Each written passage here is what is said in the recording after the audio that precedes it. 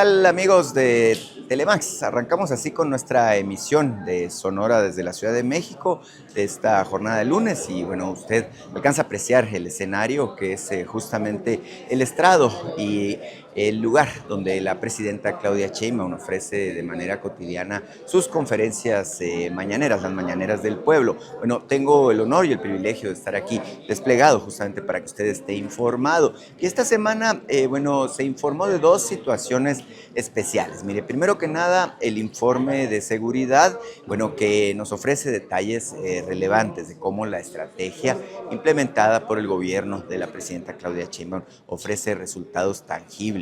El 33% de disminución en la incidencia de homicidios. De hecho, el caso de Sonora llama poderosamente la atención. Se ha logrado bajar en un 41% la incidencia de homicidios en nuestro estado. Hay casos notorios, notables, como es justamente Guanajuato, que es el estado más violento y que ha logrado una disminución de casi el 50% la incidencia de este tipo de delitos. También el estado de Baja California, nuestro vecino, que es el segundo estado más violento, y el estado de México han logrado una incidencia a la baja importante.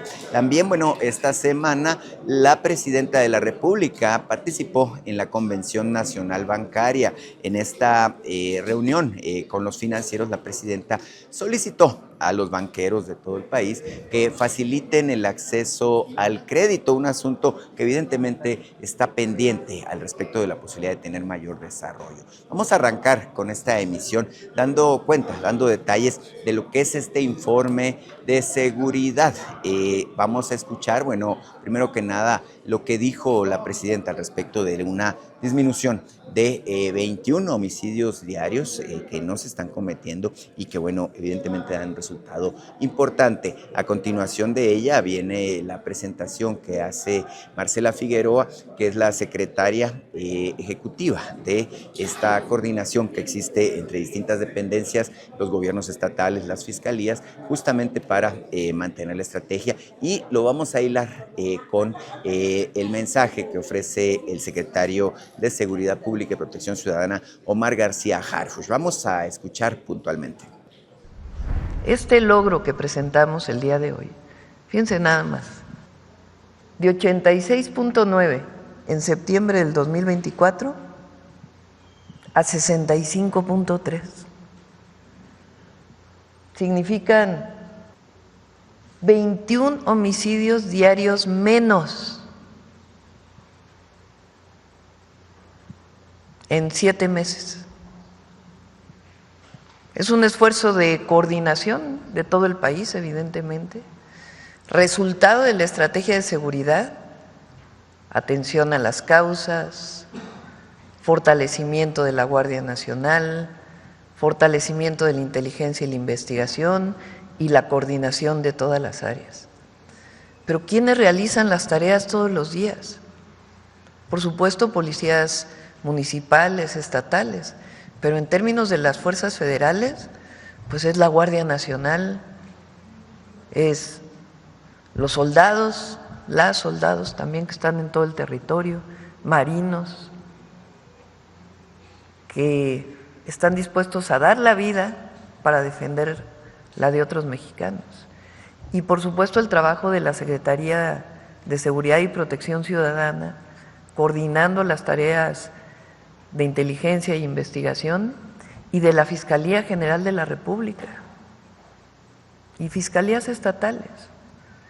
O sea, 21 homicidios diarios menos. Es un resultado extraordinario y debemos estar muy agradecidos del trabajo que hacen todos los días las Fuerzas Armadas de México. El reporte de incidencia delictiva con las cifras consolidadas al 30 de abril de 2025, como decía la presidenta, y esto es con información de las 32 fiscalías estatales del país y también a 7 meses del inicio de la presente administración. Esta primera gráfica muestra la evolución mensual del promedio diario del delito de homicidio doloso a lo largo de un año, de abril de 2024 a abril de 2025. Se aprecia una tendencia sostenida a la baja en este delito, en homicidio doloso, particularmente desde el inicio de la actual administración. Al cierre de abril, podemos informar que este mes cerró con un promedio mensual de 65.3 homicidios diarios. Si comparamos este promedio con el que se tenía al inicio del gobierno de la presidenta, la doctora Claudia Sheinbaum, que era de 86.9 homicidios diarios, en 7 meses se ha tenido una reducción de 24.9%.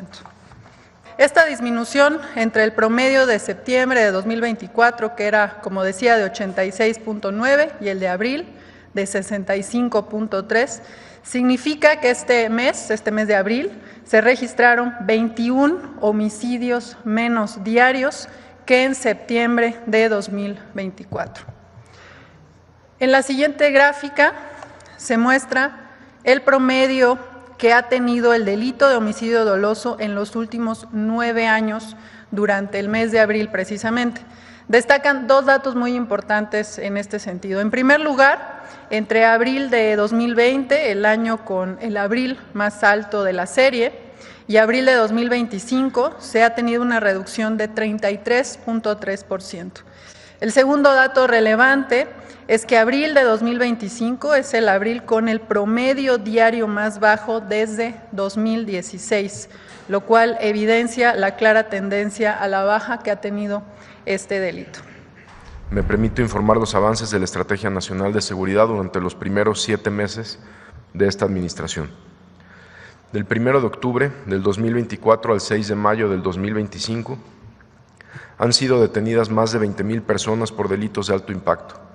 Se han asegurado 154 toneladas de droga. Se han asegurado más de 10,000 armas de fuego. Entre estas detenciones se encuentran operadores de organizaciones criminales, objetivos prioritarios de algunas entidades federativas que generaban altos niveles de violencia, por lo que estamos seguros que estas detenciones tendrán un impacto en la disminución de la incidencia delictiva en sus zonas de operación, como ya se ve reflejada en varias entidades federativas del país. En 19 estados de la República, el Ejército y la Marina han destruido 896 laboratorios clandestinos y áreas de concentración para la elaboración de metanfetaminas.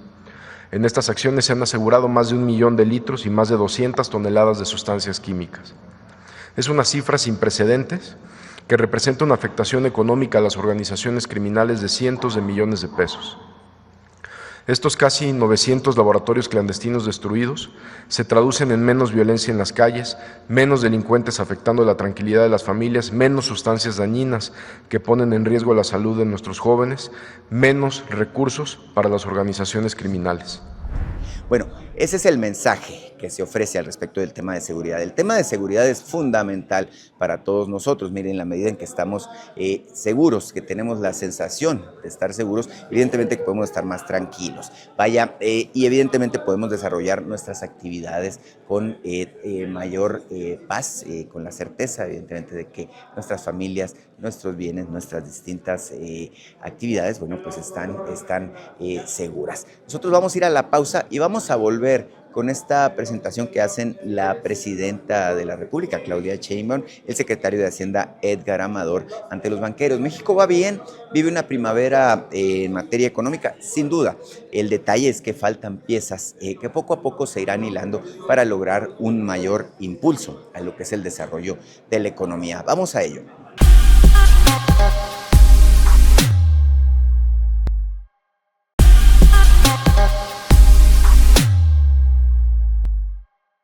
Bien, amigos de Telemax, ya estamos de regreso con más de esta emisión de Sonora desde la Ciudad de México. Yo soy su amigo Demián Duarte y es evidente, ¿no? Ya nos escapamos de la ubicación de Palacio Nacional y nos vinimos a la Alameda Central. A mis espaldas usted puede apreciar la Torre Latinoamericana en todo su esplendor, justamente asomando de entre los árboles de este fabuloso parque urbano. ¿Por qué nos vinimos para acá? Mire, vamos a hablar de economía. Y México está por reeditar un fenómeno que ocurrió justamente hacia los años 50 y hasta los años 70 del siglo pasado, que fue el milagro mexicano. Un momento de crecimiento económico, de consolidación de la clase media, en donde la movilidad social era posible. Bueno, si logramos alcanzar los objetivos que se ha planteado el gobierno de Claudia Sheinbaum, en esto que ella le llama eufemísticamente el segundo piso de la cuarta transformación, es muy probable que logremos reeditar ese fenómeno. Vamos a escuchar parte del diagnóstico que hizo la presidenta sobre este asunto que tiene que ver con la economía. Pienso que todas y todos debemos sentirnos muy satisfechos por la solidez económica de nuestro país y al mismo tiempo sentirnos optimistas, porque frente a la situación internacional que hemos vivido en los últimos meses, la economía mexicana, el sector financiero ha reaccionado de una manera extraordinaria. Así que gracias a ustedes y gracias a todas y a todos los mexicanos, y debemos sentirnos agradecidos, satisfechos por la situación que vive México en estos momentos. Bueno, aun cuando quisiéramos o vemos el indicador económico del crecimiento del PIB, quisiéramos que fuera mayor, aún así en esta circunstancia el bienestar del pueblo de México es cada vez mejor. Ha disminuido la pobreza, las desigualdades, y hay un incremento en el nivel de vida de la población. Es quizá la primera vez que la economía de los Estados Unidos tiene una reducción en el PIB y en cambio la economía de México tiene un incremento en el primer trimestre de 2025. Las reservas internacionales, como lo sabemos, están en su nivel histórico. La recaudación enero-abril está 9.9% en términos reales por encima del 2024 y como ustedes saben presentamos un presupuesto responsable en donde el déficit está planeado para 3.9%, lo vamos a cumplir con respecto al 5.7% del 2024. Estamos hablando de 700,000 millones de pesos menos de presupuesto público y aún así está creciendo la inversión y está en buenas condiciones el presupuesto público. Adelante. La estabilidad económica, aún con la reducción de las tasas de interés, la inflación está controlada gracias al Banco de México. Tipo de cambio por debajo de los 20 pesos por dólar, un equilibrio razonable entre deuda y PIB comparado con muchos otros países de la Organización para la Cooperación y el Desarrollo Económico en 49.2%. Adelante.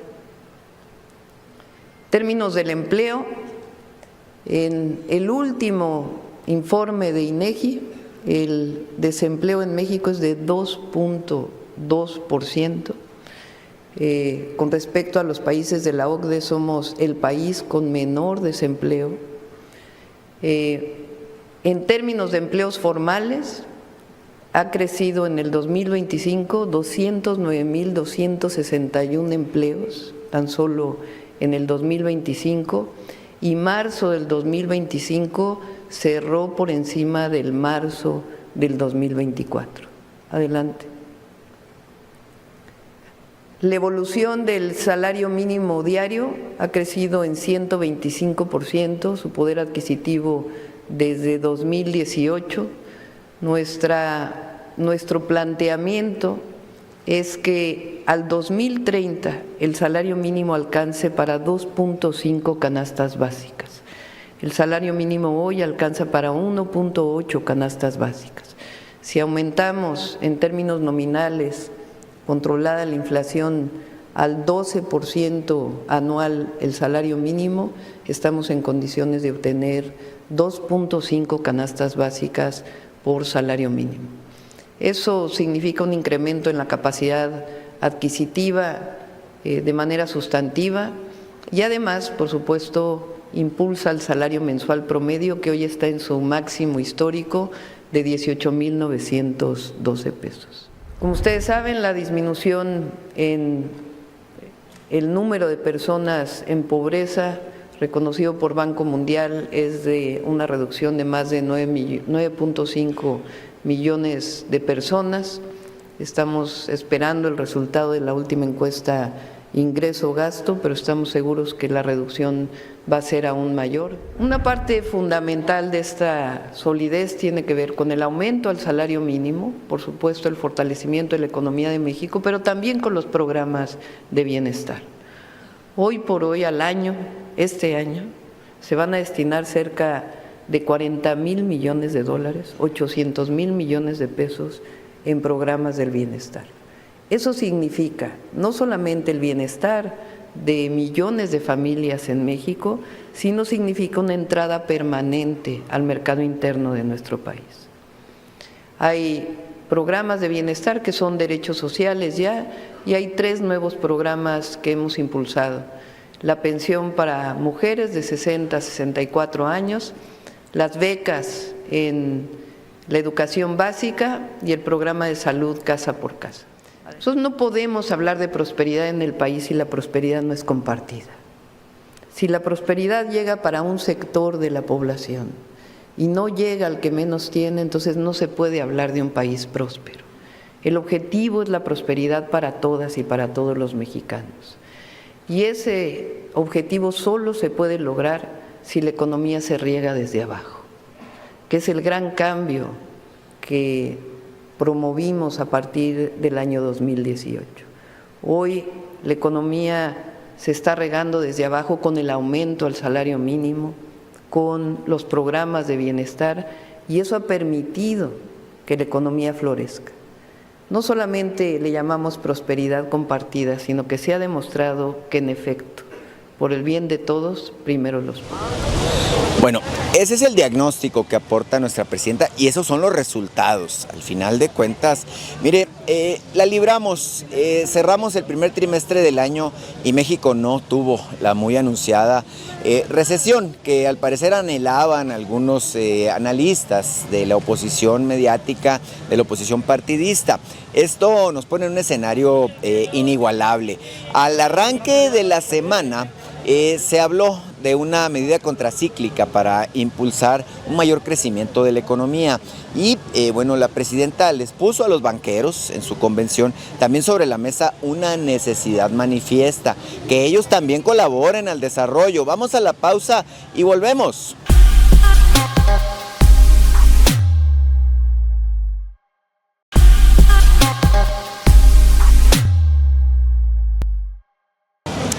Bien amigos, ya estamos de regreso y seguimos aquí en la Alameda Central escuchando, bueno, el canto de estas fuentes que están además adornadas con unas fabulosas musas. Este parque urbano lo mandó a hacer, de hecho, en su momento Maximiliano de Habsburgo, ¿no? Y bueno, el resto es historia. Nosotros estamos pasándole reporte de lo que es los resultados de la semana que tuvimos muy álgida, justamente, y al arranque de semana, mire, la presidenta le pidió al nuevo secretario de Hacienda que hiciera una presentación sobre el plan de sustitución de compras, el plan de sustitución de importaciones que tiene que ver con el Plan México. Lo que quiere es un impulso, un envión adicional para la economía. Esto es lo que planteaba el secretario de Hacienda en términos de la estrategia y del resultado esperado. ¿Por qué es importante esta estrategia de la presidenta de aumentar el contenido nacional? Vamos a recordar cómo se calcula el Producto Interno Bruto. Y aquí la palabra importante es Producto Interno, es lo que se produce internamente. El Producto Interno Bruto tiene los siguientes componentes: consumo, inversión, gasto de gobierno, y luego tenemos las exportaciones y le restamos las importaciones. Las importaciones entran con signo negativo en el cálculo del Producto Interno Bruto, ¿no? Porque no forman parte de la producción interna. La estrategia que estamos presentando en este momento, impulsada y dirigida por la presidenta, lo que busca es incidir sobre las distintas variables del Producto Interno Bruto con el fin de aumentar el crecimiento. Lo que nos instruyeron fue hacer unos cálculos, son cálculos preliminares, estimaciones basadas en la estrategia de la Secretaría de Economía, en la estrategia de la Secretaría de Energía y cómo incidiría en la economía del país. Si logramos un incremento del 10% al menos en las compras gubernamentales representan cerca del 11% del Producto Interno Bruto, tomando todos los órdenes de gobierno. Si además logramos sustituir el 10% de las importaciones manufactureras, que es lo que ha presentado la estrategia que ha presentado el secretario Ebrard, las manufacturas representan cerca del 20% del PIB en México. México es una de las potencias manufactureras del mundo. Para que tengan una idea, como porcentaje del PIB, en México representa 20%, en Europa es cerca del 15-14%. Si logramos sustituir importaciones manufactureras con importación hecho en México y hay un estímulo directo a la demanda interna, los programas sociales representan cerca del 2.3% del PIB, eso le da un soporte muy fuerte al consumo. Y el fortalecimiento de proveedores nacionales, ¿cuál es el impacto estimado de manera preliminar, pero estamos relativamente confiados en las estimaciones? Podremos agregar 7 décimas, 0.7 puntos porcentuales al crecimiento anual del PIB. Quiere decir que si la economía crecía 2%, estaría creciendo 2.7%. Podríamos tener un empleo adicional de 700,000 empleos al año, un aumento sostenido en la producción de vehículos. Esto es muy importante. La industria automotriz es una de las industrias más importantes del país y lograríamos consolidar al sector como un motor de crecimiento e integración regional que ahora, debido a la baja contenido o al mediano contenido que tenemos de la parte hecha en México, podemos aumentar de manera muy significativa estos efectos de arrastre hacia el resto de los sectores y un impacto muy positivo en la economía regional. Nuestro escenario base es de un crecimiento positivo de la economía, medido en términos del PIB, como mencionaba la presidenta. Hay otros indicadores de bienestar también que son muy importantes. Estamos en niveles mínimos de desempleo. La medición actual surge a partir de la consolidación de las encuestas en el 2005.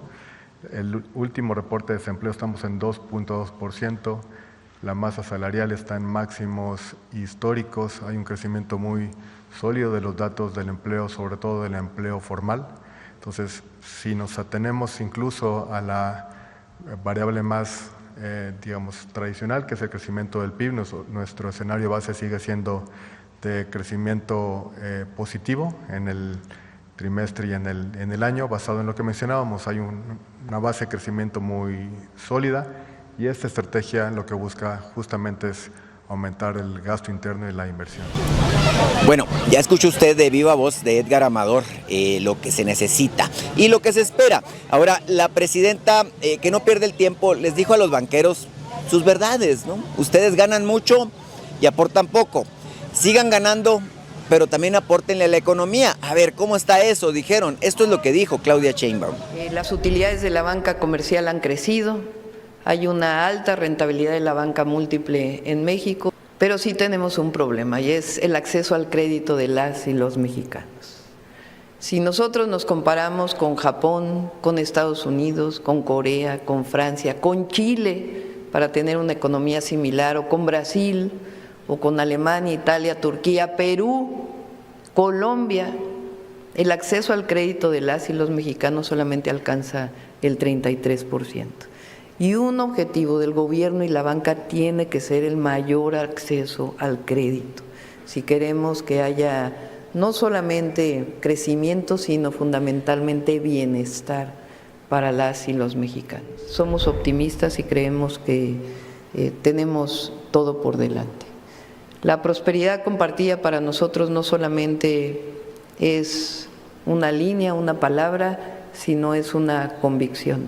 En la medida en que haya una prosperidad compartida, entonces podemos hablar del bienestar del pueblo.